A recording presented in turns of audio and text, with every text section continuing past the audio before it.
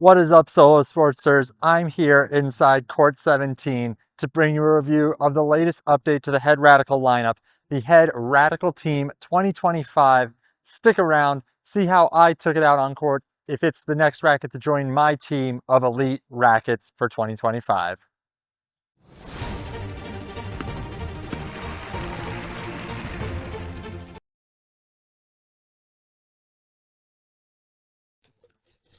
The Head Radical Team 2025 is 280 grams, which equates to 9.9 ounces unstrung with a swing weight of 303, making it 4 points head light with a balance point of 13 inches. It has a slightly oversized 102 square inch head size, a length of 27 inches, an open 16 by 19 string pattern, and a beam that goes from 22 up to 25 and back down to 23 millimeters.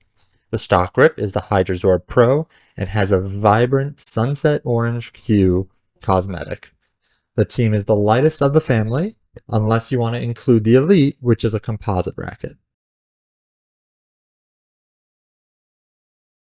Now, it wouldn't be a Solow Sports review without talking about the cosmetics, and you can't get through a Radical review, especially without talking about this blindingly beautiful racket.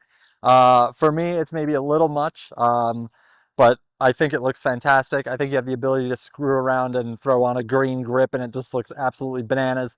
You will never get your racket mixed up with someone else's. I think more and more you'll start to see this from racket companies, that they'll choose more bright and very easily visible and recognizable colors, so that when you're watching on TV and you see Diego Schwartzman playing with it, you're like, oh, I gotta have that racket, and it's very easy to tell which one it is. So the coloring, while it might scare you at first, you have to understand is more of a marketing play from the companies. And every once in a while, in this situation in particular, I think, it looks fantastic. Other times it might be a little much. But for me, the cosmetics are absolutely beautiful. I might not, on my own personal racket, if I were to get one, do the green situation. I think it's a little too much contrast. But overall, I think this is a gorgeous looking racket, and definitely will set you apart from other players out on court.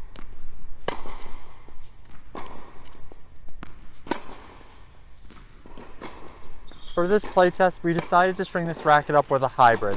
Now, for most rackets that are in that, let's say, tweener range of 280, 290 grams, most players I would expect to like a hybrid because it gives you that best of both worlds.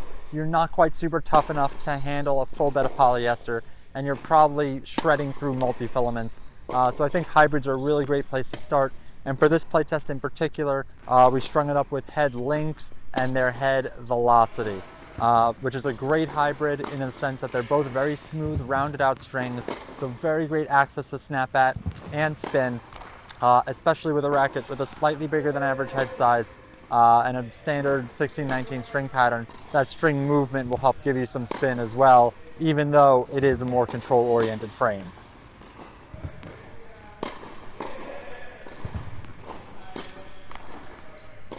Compared to the old version of this racket, I can't say that I really noticed that much of a difference. The weight, the head size, the string pattern, they're all the same. The main difference is the addition of the Auxetics 2.0, which does help with some dampening, so I felt a little more comfortable. But any of these minor adjustments, at least in my opinion, with most technologies, you can adjust your string and your tension to help fill that void. So if you had the previous gen of this racket and you're looking for an update, I think this is an easy add to cart situation. But if you didn't like the previous gen, just because you love the color, this won't make the racket amazing enough for you to make the switch if you didn't like the previous gen. So for me, great racket, but probably not enough of a difference where I would be disappointing current fans of it or really impressing non-fans of the racket.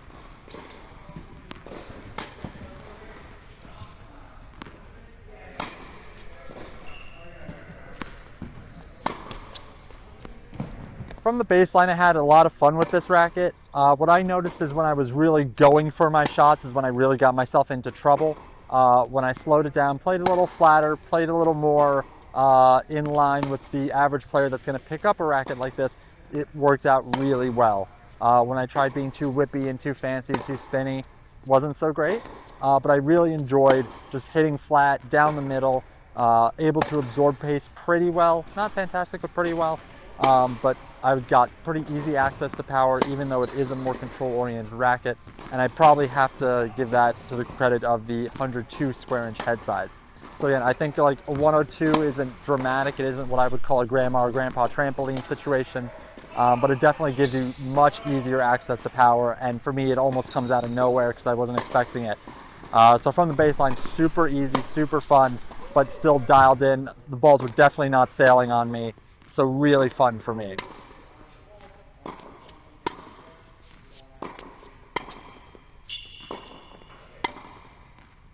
Up at net, I have to admit this racket was a little bit disappointing. I expected from a control line of rackets that it would be a super easy play test and super fun. But for me, I think I always have to go back to that bigger head size situation. Left a little lack of stability from what I would love to get from a control-oriented racket. So great for probably a 3-0 player who comes up a little bit, blocks a bit, but for someone who really likes to stick their volleys and mix it up with a variety of spins and paces, probably wasn't the greatest choice. But I'd say for an average player who's coming up there every now and then, totally works and will get the job done. But it's definitely not a volleyer racket in terms of someone who's playing doubles on a regular basis or likes to chip and charge. This racket did well in our Solow Sports review. Has a control-oriented frame with a slightly larger than average head size and a static weight just below 10 ounces. This racket is catered towards players who are either kids between the ages of 12 and 15, who are outgrowing their first adult racket, or less physically imposing adults who want just a slightly bigger sweet spot without relinquishing too much control. The ideal player for this racket has an NTRP rating of 2.5 or higher, can generate some of their own pace, and plays from all parts of the court. While I would not recommend this for players with a one-handed backhand, it is a viable option, just not in my first set of choices. Though this combination of specs is rather unique, similar rackets from other brands include the Babolat Pure Strike Team, the Yonex Percept 100L, the Dunlop CX 400, and probably the closest would be the Wilson Blade 104. I highly recommend you give this racket a shot next time you're looking for a vibrant racket with a little bit of control and a nice sweet spot. Well, that's a wrap on our review of the Head Radical Team for 2025. Make sure you hit that like button so you get recommended more videos like this in your queue so you can be always up to date on the latest and greatest rackets, strings, shoes, apparel, the whole nine coming in years to come.